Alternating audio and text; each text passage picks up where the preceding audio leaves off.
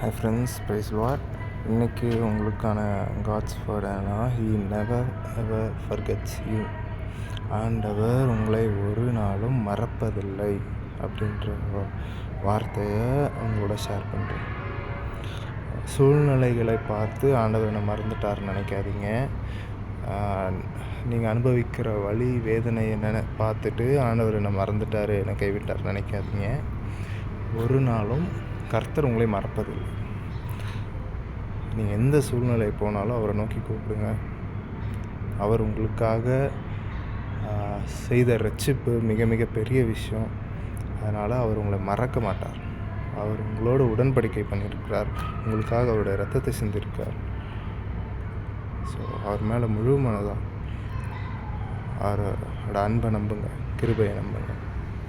ஆண்டவர் உங்களை ஆசீர்வதிப்பார். God bless you.